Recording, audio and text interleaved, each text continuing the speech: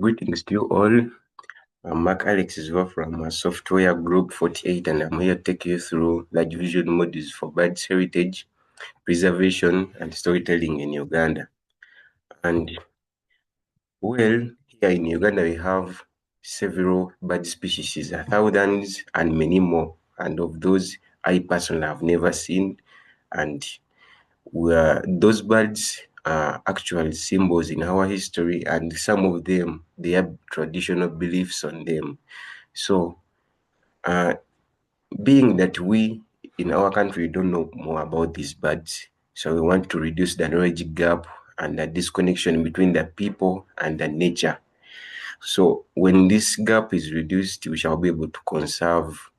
Uh, we shall be able to conserve the existence of both birds and we people in the same community. So, we are here to reduce this knowledge gap. We are going to use scientific data, and we are going to use this AI to increase the passion in the people to love existence with the birds in the environment. So, first and foremost, this project is called Bird Spotter, and it's going to be a novel system. We are going to identify birds, and then we generate a multimedia story. This is going to be a video that's going to be explaining more about this bird. So, the mission, we are aiming at monitoring and conservation of the birds in the community, and this bird spotter will be able to upload the image. It identifies the image, and then it generates a story about that specific bird, enabling the user to know more about this bird. So, as I've said before, we are going to be using this AI to help in the conservation of birds in a community. And one, we used a model, a data set that's going to be having bird images from our country, Uganda, and then we shall be outputting an identification of that bird you've given to this AI, and then also give you a story. And I've already told you that we want to achieve a high identification in identifying these birds you've uploaded to this AI, and then we generate a genuine story. And in this story, you'll be able to be influenced to seeing birds as having a good objective and a good meaning when we live with them in a community. And the objective of this project is one, we had to develop our own data set, because the data sets that were available for these birds, most of them were outside Uganda, and then we had to specify it to Uganda. And then a large vision module, for this one, we want to be able to identify any bird you upload. And then we also have knowledge graphs, and these knowledge graphs are going to be having birds connected to colors, in that when you upload an image, we shall be having a certain group of birds that will already be in a filter of which of those birds we have one that's the exact bird. And then we shall be generating a story. So we are going to develop this large vision module for bird heritage, and then we are going to build this data set, and then we want this AI to be able to predict that species you have uploaded, and then it's going to be giving you the output that I already told you about. So this system is all about conserving and ensuring that we people continue to exist with the birds in the community, knowing more about them. Some of the related works, these are the things that we referred to as we were making our research, and specifically I will choose the Google's VIT. It's a vision transformer, and this one can generate a video out of the script you have given it, out of the many that are here. So let's talk about Bird Spotter. How is it working?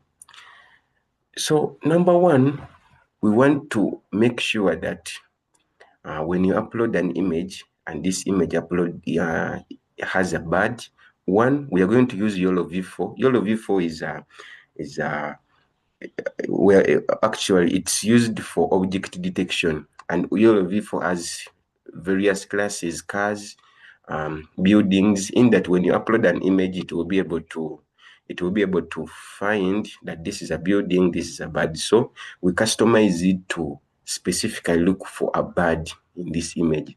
So we have YOLO v4 that's going to crop out the area only with that bird, and then we shall run classifications that during training, and we are going to use ResNet, and it's the same ResNet that your actual ResNet is a CNN, and it's that same ResNet that we shall be using in future for prediction. Then we also have knowledge graphs, and I already told you that we are going to be connecting birds with their colors, in that when you identify a color, there's a certain group of birds that are already being in a filter, that these birds, we have one of these birds being the answer. And we are using nodes, and we are using birds and colors as nodes interconnected. So the visual storytelling is going to have a mechanism such that we have an NLP, natural language processing, that's going to be extracting text from our data set. So this data set has description, and this description has text, and explains more about this bird. So natural language processing is going to extract text from description, and then it's going to be filling it in the templates that we are going to be having, and then we shall have Google text to speech reading this story, and then the story is combined with images of the same other images of the same species you uploaded, and this is going to be compiled by MoviePy altogether to give out a video. So this is how it's set up. When we are having at the top, we are having a data set, and then this data set is going to have we are going to run knowledge graphs, and there we are connecting birds to colors, and then we shall have identification and classification that's going to be done by ResNet 34. That's the module we used. It's a CNN. And then after identification, we shall be able to run predictions. And after predictions, when you upload an image, then you'll be able to get a prediction and get a video. And the whole thing runs in the way that we are going to be having our models being stored on a cloud, and then the app, because we are Bird Spotter is a web, it's a web, you access it's a website. So we're having the models stored on Google or on a cloud. Then we have Git for versions as we are writing our code to run this web. And then we shall have a user uploading an image. When you input an image, we are having object detection. Then we shall crop out the bird in that image. Then we run predictions on that bird. So the process runs. We're having generation of a story. That story is read by, the text is read by Google text to speech to make an audio. And then the audio is combined by MoviePy with the transition images of the same species but with other images to make up a video. And that's how the mod architecture is. So we made our own data set, and this data set has 220 different species, each having each species has a range between 21 and 31 images, and we have a total of 6,051 images. So in this graph, you can see how the number is varying for different species. That it's image count, and then down here, it's the colors. Out of the descriptions, we can extract the colors of those birds, and you can get to know that using this graph, you can see that many birds here are black, followed by many birds are black, and followed by white. So All these birds that were extracted, they are in Uganda, and in the description we have the ecological, agricultural, environment, and their cultural significance in our description. And in training, we use the supervised learning, and all these birds that we use in our data set, we extracted them from a website called iNaturalist. So this is a sample of the knowledge graphs that I've been showing you. Here we have a red-eyed dove and a red-winged starling. Both the two are red in color, and on the right you can see we're having two birds that are sharing three colors: brown, black, and white.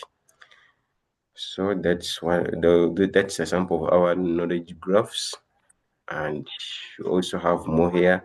So it's a bird linked to their colors, the specific colors. And these were the training results, and this was on a sample of 30 out of the 220. We cropped 30 species, and this is how training went. So on the diagonal, those are the true results of a specific species, and the overall accuracy of the model we trained is 97.2. And this our data set had 222 classes, though there are different species. And then, as I've told you, this convolution matrix is of a sample of 30 species that were predicted using the same model. And these were the independent results for each species. As you can see, the model was able to predict 14 true, and that's actually true. Then it failed for 3, and here it failed for 2, leaving the other 491 false as they are. So the overall training was this way. The training accuracy increased as the number of epochs were increasing, and the loss was reducing until it went to a very minimal number. So this is what I was telling you. This is YOLO. YOLO is detecting the bird in the image, and those are the boxes you're seeing on these birds. And those were the results from YOLO for bird detection. Actually, YOLO does object detection, but we are specifying it to bird detection. That's why you're seeing only birds being highlighted in those boxes. Bird Spotter, if you want to use it, you access it on this link, but I'll be passing through it in a demo. And this is a mechanism of how a story is made, and I've already told you to get this story. This is a sample of a story that you're seeing besides this image. We are having NLP extracting text from the description, then it fills it in a template, and then we have a complete story. The intellectual property one I've told you, we used YOLO V4 for bird detection in the image, ResNet 34 for training, and we also use it in prediction. And we also have NLP extracting text from the description and then fills it in the templates to generate a text story, and that story is further read by Google Text to Speech.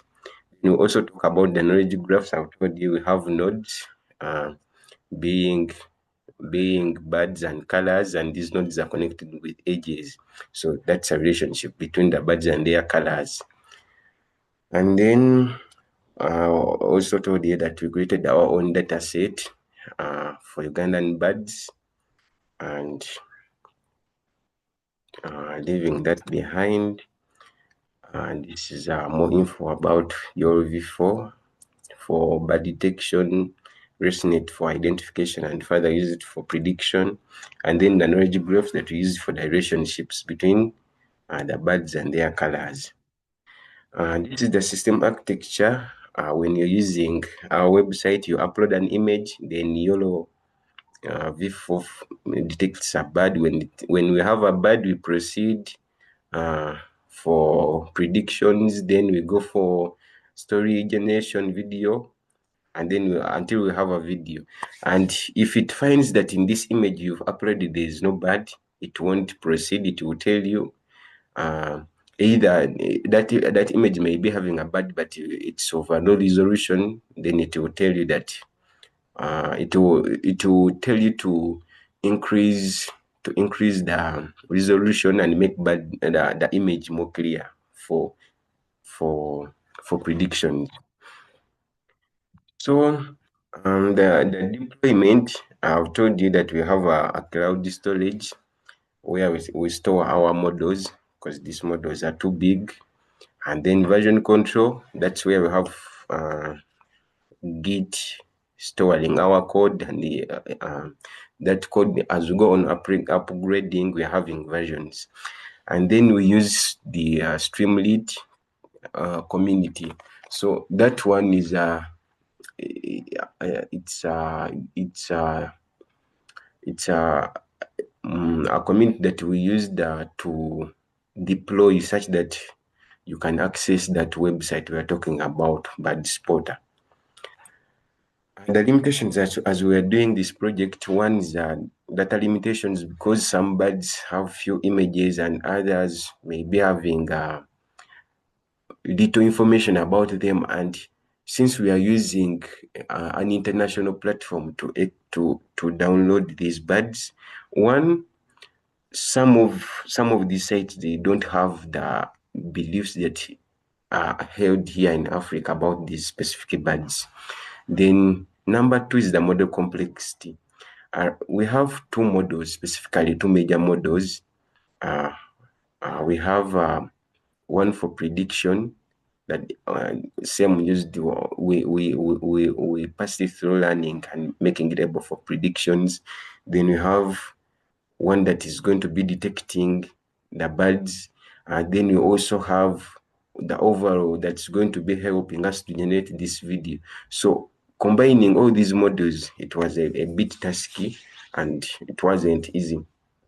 So, and another one is maintenance burden. Of course, holding this system as we more so when we are making updates in this system, it's always not easy, and more so for a data set. As we want to expand the data set, it takes a lot of time. And then lastly is the localization challenges. One, we would like to have explanations of these birds given our local languages, Uganda, Lunyankole, in here in Uganda. But it actually gave us hard time, and we are still sticking to English. And in conclusion, I've already told you that our overall accuracy is 97.2% for 220 classes.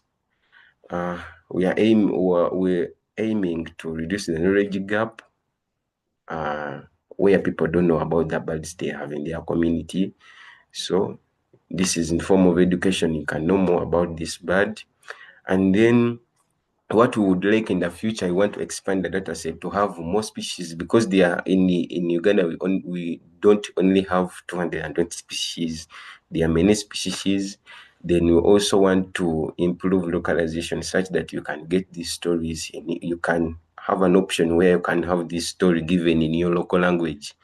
And then since we are using a web, we would like to have a mobile application, which seems to be more easy to our community when we want people to use this app. And we would also like to improve the operations of these models, because at times they may not be efficient as they are supposed to be. This all was all referenced from a sample of these references, and we also acknowledge the website where we got our bird images, such that we would set up our data set.